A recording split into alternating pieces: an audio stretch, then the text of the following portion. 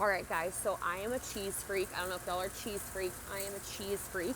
I love Costco because we can come here and we can get literally all the cheese on planet Earth, I feel like. So what's up, YouTube? It's Jessie Lee. You can call me #BOSSLEE, and I hope you love the video you're about to see. I'm pretty sure you will, because it's always content over here. I want to tell you about a couple other things, specifically one that you can also get some more value from. And all you need to do, and you can do it now, just pause this video, is go ahead and text YouTube to 844-277-9762. I'm going to be really upping the text game, and it's literally me texting you back. So if you want to have a more one-on-one conversation with me, enjoy the video, subscribe, comment below, and make sure you text YouTube again to 844-277-9762.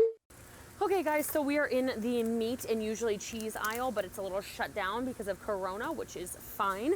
I'm just checking this out right now. This is something we grab almost every single time we're here at Costco. These are just meat and cheese. There are no carbs in these suckers, and we love them. So they're super delicious, easy grab on the go. If you have kids, I would argue they probably are addicted to these, so that's great. And we just saw, and I'm gonna check it out, a charcuterie board assortment. And charcuterie boards are some of my favorite things that I get when I am out at restaurants. There's not a single carb in any of this.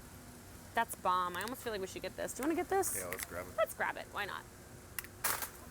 Cheese hack, cheese hack, cheese hack. The best way to get keto cheese is to grab it in its block form, because when people shred cheese for you, they have to put flour down, like those pre-shredded bags of cheese. If you are trying to be keto, make sure you grab the block and you shred it yourself. That is huge, massive. You're gonna get a ton of trace carbohydrates if you are not shredding your own cheese. So don't buy the shredded cheese, buy the blocks.